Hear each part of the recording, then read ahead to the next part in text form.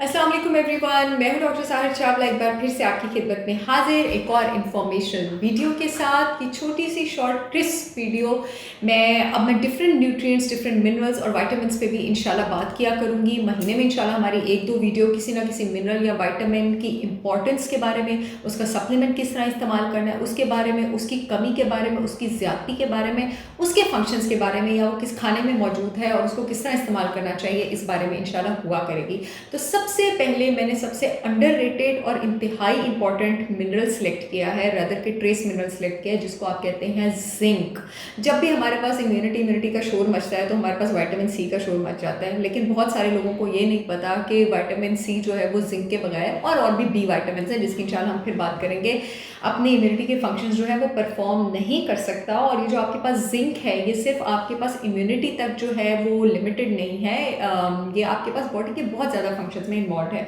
सबसे पहले तो मैं आपको बता दूं कि जिंक विटामिन नहीं होता, जिंक मिनरल होता है, और जिंक एक ट्रेस मिनरल होता है। ट्रेस मिनरल का मतलब ये है कि ये बॉडी में बहुत कम, बहुत थोड़ी तादाद में इसकी ज़रूरत होती है, लेकिन क्योंकि हमारा जिस्म जो है इसको खुद नहीं बना सकता तो इसको हमें खुराक से लेने की ज़रूरत होती है। जिस तरह विटामिन सी भी हमारा जिस्म नहीं बना सकता तो हमें उसको खुराक से लेने की ज़रूरत होती है और डेली बेसिस पे लेने की ज़रूरत होती है। उसी तरह जिंक को भी हमें डेली बेसिस पे लेने की ज़रूरत होती है, क्योंकि ये हमारे पास एक ट्रेस मिनरल है तो इसकी जितनी अमाउंट हमारी बॉडी को चाहिए वो बहुत ज़्यादा नहीं है। ये 8 से 13 मिलीग्राम पर डे ख़वातीन और मर्द हजरात दोनों को चाहिए होता है। बच्चों से लेकर, जवान से लेकर बूढ़ी उम्र के लोगों तक इसकी जो टोटल रिक्वायरमेंट चाहिए वो 8 to 13 मिलीग्राम्स पर डे पर ही बेस्ड है।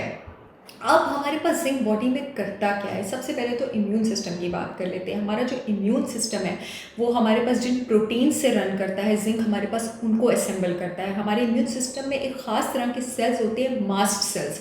मास्ट सेल्स हमारे पास वो सेल्स होते हैं जो एलर्जी के वक्त बॉडी के इम्यून सिस्टम को कंट्रोल करते हैं, जो कि हाइपर सेंसिटिविटी रिएक्शंस के वक्त बॉडी के इम्यून सिस्टम को कंट्रोल करते हैं। वो जिंक की मदद से अपना काम करती हैं और जिंक की मदद से ऑपरेट करते हैं। हमारी बॉडी में एक ग्लैंड होता है थाइमस ग्लैंड।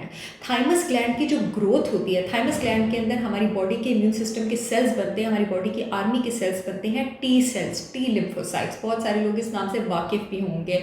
जिंक की वजह से हमारे थाइमस ग्लैंड की ग्रोथ प्रॉपर होती है ताकि टी सेल्स बन सकें, और अगर आपकी बॉडी में जिंक की कमी हो तो थाइमस ग्लैंड श्रिंक हो जाता है। वो ग्रो ही जब प्रॉपर नहीं कर पाएगा तो वो इम्यून सिस्टम के सेल्स ही बना नहीं पाएगा। इस कंडीशन को आप थाइमिक एट्रोफी कहते हैं। तो अगर आपके पास जिंक कम होगा तो आपकी जो इन्फेक्शन है उसकी इंटेंसिटी भी ज़्यादा होगी, यानी शिद्दत भी ज़्यादा होगी, उसकी ड्यूरेशन भी ज़्यादा होगा, आपकी रिकवरी भी स्लो होगी। और इस वजह से जिन लोगों को आपके पास वुंड हीलिंग का मसला होता है या जिन लोगों की स्लो रिकवरी होती है उनको जिंक के सप्लीमेंट्स दिए जाते हैं। इसकी बहुत बड़ी रीज़न आपके पास ये है। जिंक हमारे पास हमारी बॉडी के इंसुलिन पर मैं अक्सर गुफ्तगू करती हूँ, इंसुलिन को प्रोड्यूस भी करता है, उसको स्टोर भी करता है, उसको रिलीज़ करने में भी मदद देता है। इस वजह से जो हमारे पास डायबिटिक और प्री डायबिटिक लोग होते हैं उनको भी जिंक सप्लीमेंट्स दिए जाते हैं, या उनमें भी हमारे पास पुअर वुंड हीलिंग होती है। अक्सर कहा जाता है डायबिटीज़ के हजरात को कि उनमें अल्सर का प्रॉब्लम होता है, उनमें जो दांतों के मसूड़े हैं उनकी जो है डिजीज़ ज़्यादा हो जाते हैं, उनमें पुअर वुंड हीलिंग होती है। वो इससे क्योंकि उनमें जिंक की कमी होती है। हमारे पास जो जिंक है वो आपके जो एयरवेज होते हैं उसके ऊपर जो सरफेस होती है, जो सरफेस लाइनिंग होती है, जो सेल्स होते हैं वो जिंक से लोडेड होते हैं। जिंक इसकी वजह से कॉमन कोल्ड, फ्लू, इन सबको फाइट करने में बहुत ज़्यादा मदद करता है। जो हमारे पास जिंक होता है वो वायरल इन्फेक्शंस के अगेंस्ट काम करता है, मलेरिया के अगेंस्ट काम करता है, न्यूमोनिया के अगेंस्ट काम करता है, फंगल इन्फेक्शंस के अगेंस्ट काम करता है। क्योंकि जो फंगल इन्फेक्शंस होती है, रिसर्चेस साबित करती हैं जब फंगस की बॉडी में ग्रोथ ज़्यादा हो जाए तो वो बॉडी से जिंक और मैग्नीज को स्टील करना शुरू कर देती है, उसको चोरी करना शुरू कर देती है। तो जब जिंक हमारे पास बॉडी में अच्छा होता है तो तब हमारे पास ये सारे प्रॉब्लम्स जो हैं वो भी बॉडी में कम होते हैं। हमारे पास जितने भी बॉडी में वो कंडीशंस हैं, वो डिजीज़ हैं जो इन्फ्लेमेशन या सोजिश के साथ एसोसिएटेड है, जिंक उन सब के अगेंस्ट जो है वो काम करता है। यानी जब जिंक नहीं होता तो बॉडी में ये इन्फ्लेमेशन और सोजिश वाली कंडीशंस जो है हमारे पास ज़्यादा हो जाती हैं।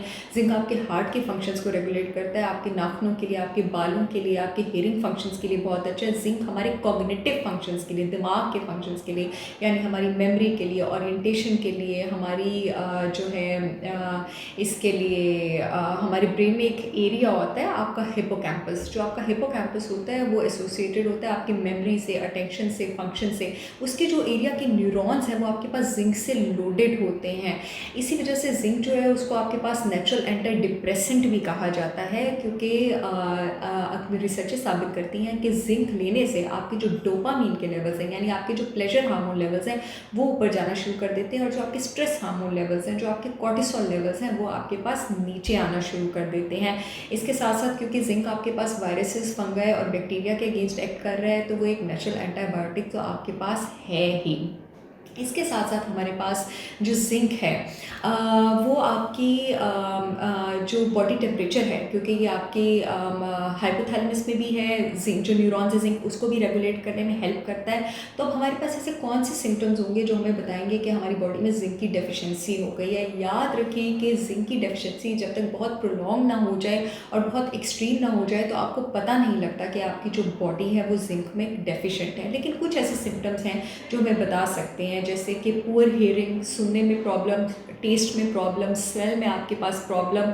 इसलिए हमारे पास जो बहुत ज़्यादा वायरल इन्फेक्शंस हैं, कोल्ड, फ्लू, इन्फ्लुएंजा, उसमें टेस्ट और स्मेल में प्रॉब्लम होती है, क्योंकि जब बॉडी में एक्टिव इन्फेक्शन चल रही होती है तो बॉडी जो है इम्यून सिस्टम ओवर एक्टिव हो जाता है और वो जिंक को बहुत ज़्यादा इस्तेमाल करना शुरू कर देता है। उस वक्त अगर आप अपनी खुराक से जिंक नहीं ले रहे हैं या आपकी बॉडी ने अच्छी जिंक स्टोर नहीं की होती है तो जिस्म में जिंक की कमी होना शुरू हो जाती है। तो loss of taste and smell is a very good sign of zinc deficiency. इसके अलावा पुअर हेयर ग्रोथ आपके पास, जो पुअर नेल्स हैं आपके पास, इवन कि पूरी बॉडी ग्रोथ, क्योंकि जिंक आपकी बॉडी ग्रोथ में भी इन्वॉल्व है, स्टंटेड ग्रोथ, डिवॉर्फिज्म, ये आपके पास जिंक डेफिशिएंसी की बहुत बड़ी रीज़न है, बहुत बड़ा सिम्टम है। अदर देन आपके पास जेनेटिक वजह से जो डिवॉर्फिज्म होता है वो, नाखूनों में सफ़ेद स्पॉट्स का आ जाना, ये भी आपके पास जिंक डेफिशिएंसी की एक रीज़न है। आर्थराइटिस या कोई भी डिजीज़ जो इन्फ्लेमेशन के साथ एसोसिएटेड है, हाथों पैरों की तलियों का ठंडा रहना, कोल्ड एक्सट्रीमिटीज़, ये भी आपके पास जिंक डेफिशिएंसी की एक रीज़न है, सिम्टम है। ब्लड प्रेशर का ज़्यादा हो जाना आपके पास, हार्ट बीट का आपके पास ज़्यादा हो जाना, इवन कि जो स्ट्रेच मार्क्स आते हैं प्रेगनेंसी के बाद, वो भी आपके पास जिंक, जितने ज़्यादा स्ट्रेच मार्क्स आते हैं वो भी एक साइन होता है कि आपको उतनी ही ज़्यादा जिंक डेफिशिएंसी है। ख़ास करके वो ख़वातीन जो प्रेग्नेंट हैं या वो ख़वातीन जो आपके पास बच्चों को दूध पिला रही हैं, उनको चाहिए कि वो अपने जिंक जो है उसकी सप्लीमेंट्स का ख्याल रखें। फर्स्ट ट्राइमेस्टर में तो सप्लीमेंट्स नहीं लेने होते, अगर उनको जिंक डेफिशिएंसी सेकंड और थर्ड ट्राइमेस्टर में वो सप्लीमेंट्स लें या उन खुराकों का इस्तेमाल करें जिसका इस वीडियो में आगे भी जिक्र होगा, आगे के हिस्से में वो उसको उन खुराकों को इस्तेमाल करें। अब ऐसा नहीं होता कि सिर्फ हम वो खुराकें नहीं खा रहे जिसमें जिंक नहीं है तो हमारी बॉडी में जिंक की कमी हो जाती है। कभी कभी हम गलत खुराकें खाते हैं तो भी हमारी बॉडी में जिंक की कमी हो जाती है, जिसमें सबसे पहले हमारे पास आ जाती है, मैं अक्सर प्लेटफॉर्म्स पर ये बोलती हूँ, शुगर। याद रखिएगा कि बॉडी में जिंक की एब्जॉर्प्शन कम करती है and it flushes the zinc out of your body, या आपकी बॉडी से फ्लश कर देती है। इससे डायबिटिक्स, प्री डायबिटिक्स जो है, क्योंकि उनके ब्लड में glucose level, sugar level high होते हैं, उनकी बॉडी में जिंक कम होता है। दूसरी, आपके पास जितने भी प्रोसेस फूड हैं, जितने भी जंक फूड आइटम्स हैं, ये भी आपकी बॉडी में जिंक की एब्जॉर्प्शन जो है इसको कम करते हैं। और वो लोग जो बहुत ज़्यादा ग्रेन्स कंज्यूम करते हैं, हालांकि grains are a very good source of zinc, लेकिन जो लोग बहुत ज़्यादा ग्रेन्स कंज्यूम करते हैं और बहुत कम प्रोटीन कंज्यूम करते हैं, उनको भी जिंक डेफिशिएंसी हो जाती है, क्योंकि प्रोटीन जो है वो जिंक को जज़ब करने में मदद देती है। और ग्रेन्स में आपके पास एक सब्सटेंस प्रेजेंट होता है जिसको आप कहते हैं फाइटेट। फाइटेट आपके पास रोटी में प्रेजेंट होता है, चावल में प्रेजेंट होता है, सीरियल्स में प्रेजेंट होता है, नट्स में आपके पास थोड़ी अमाउंट में प्रेजेंट होता है, आपके पास मकई, कॉर्न में प्रेजेंट होता है। तो जिन लोगों की बहुत ज़्यादा फाइटेट्स वाली डाइट होती है ना, यही वजह है कि इंडिया और पाकिस्तान में जिंक डेफिशिएंसी बहुत ज़्यादा कॉमन है, क्योंकि हमारी बहुत ज़्यादा ग्रेन्स वाली डाइट होती है। तो उनमें भी जिंक की डेफिशिएंसी हो जाती है, क्योंकि उसकी वजह से जिंक ठीक से एब्जॉर्ब नहीं हो रहा होता। जो लोग दूध का बहुत ज़्यादा इस्तेमाल करते हैं डेयरी में, लेकिन दही और पनीर का कम इस्तेमाल करते हैं, तो उनमें भी जिंक डेफिशिएंसी हो जाती है, क्योंकि जो दूध की प्रोटीन होती है आपके पास केजीन, वो आपके पास जिंक को एब्जॉर्ब नहीं होने देती है। तो अगर आप दूध का इस्तेमाल करें तो साथ पनीर का भी इस्तेमाल करें, आपके पास बहुत अच्छा सोर्स है। आयरन सप्लीमेंट्स बहुत ज़्यादा लेना, या खुराक में कैल्शियम बहुत ज़्यादा लेना, या कैल्शियम सप्लीमेंट्स बहुत ज़्यादा लेना, खुराक में कॉपर बहुत ज़्यादा होना और कैडमियम बहुत ज़्यादा होना, ये मिनरल्स जब बहुत ज़्यादा हो तब भी बॉडी में जिंक की डेफिशिएंसी हो जाती है। चाय और कॉफ़ी में आपके पास टेनिन्स मौजूद होते हैं, इनका बहुत ज़्यादा इस्तेमाल जिंक की कमी करता है। सल्फेट्स आपके पास नट्स और वाइन में मौजूद होते हैं, इसका इसका बहुत ज़्यादा इस्तेमाल भी जिंक की कमी करता है। किसी भी किस्म का डाइजेस्टिव डिसऑर्डर जैसे इन्फ्लेमेटरी बॉल सिंड्रोम है, आंतों का डिजीज़ है, ये भी आपके पास जिंक की कमी करता है, क्योंकि जिंक अच्छी तरह जज़्ब नहीं हो सकता। आपके पास जब गैस्ट्रिक बाईपास सर्जरी हुई हो, क्योंकि उसमें आपके पास जो सरफेस एरिया होता है जिंक की एब्जॉर्प्शन का वो कम हो जाता है, आंतों का उतना हिस्सा अवेलेबल नहीं होता, तो वो भी आपके पास जो है वो जिंक की कमी करता है। इसका मतलब है कि जिन हजरात की गैस्ट्रिक बाईपास सर्जरी हुई है उनको डेफिनेटली अपने न्यूट्रिशनिस्ट और डॉक्टर से मशवरा करके जिंक सप्लीमेंट्स जो है उनको ज़रूर इस्तेमाल करना चाहिए। इसके अलावा आपके पास जब इन्फेक्शन होती है, प्रोलॉन्ग्ड इन्फेक्शन, क्योंकि बॉडी की इम्यूनिटी हाइपर एक्टिवेट हुई होती है, वो बहुत ज़्यादा जिंक इस्तेमाल कर रही होती है, तो उन लोगों में भी आपके पास जो है जिंक की कमी हो जाती है। जब आप बहुत ज़्यादा टेंशन लेते हैं तो भी बॉडी में जिंक की कमी हो जाती है, क्योंकि बॉडी में स्ट्रेस हार्मोन जो है, जो कॉर्टिसोल है, उसके लेवल्स आपके पास ज़्यादा हो जाते हैं, और जब कॉर्टिसोल के लेवल्स आपके पास ज़्यादा हो जाते हैं तो आपके पास जिंक के लेवल्स जो हैं वो बॉडी में कम हो जाते हैं।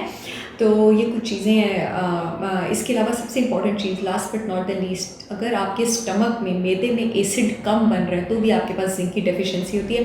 इस कंडीशन को हमारी डॉक्टर्स की लैंग्वेज में, मेडिकल टर्मिनोलॉजी में एक्लोरहाइड्रिया कहते हैं।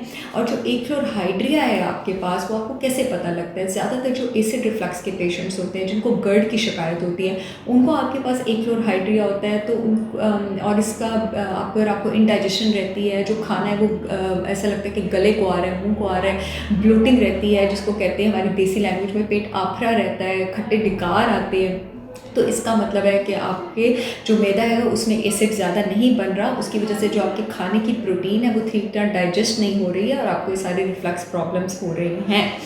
तो ख़ास करके वो लोग जो आपके पास एंटासिड्स लेते हैं, उनमें भी आपके पास स्टमक का acid prolong period of time तक लें तो कम हो जाता है, तो उनमें भी आपके पास जिंक डेफिशिएंसी हो जाती है। अब इसका सोल्यूशन क्या है? ख़ास करके आपके पास एक्लोरहाइड्रेट का, अगर स्टमक में एसिड कम प्रोड्यूस हो रहा है, एक तो एप्पल साइडर विनेगर का इस्तेमाल शुरू करें। नारियल पानी में डाल के 1 टीस्पून नारियल पानी को आपने 150 मिलीलीटर कोकोनट वाटर में मिलाना है, और उसको 30 मिनट अपनी खुराक से पहले, खाने से पहले ले लेना है। तो ये आपके पास एक बहुत अच्छा जो है वो ज़रिया है स्टमक का एसिड ज़्यादा प्रोड्यूस करने का, और आपकी जिंक डेफिशिएंसी, आपकी जिंक की कमी बॉडी में, अगर स्टमक में तेज़ाब कम प्रोड्यूस होने की वजह से हो रही है, तो वो इससे आपके पास अच्छी तरह ट्रीट हो सकती है।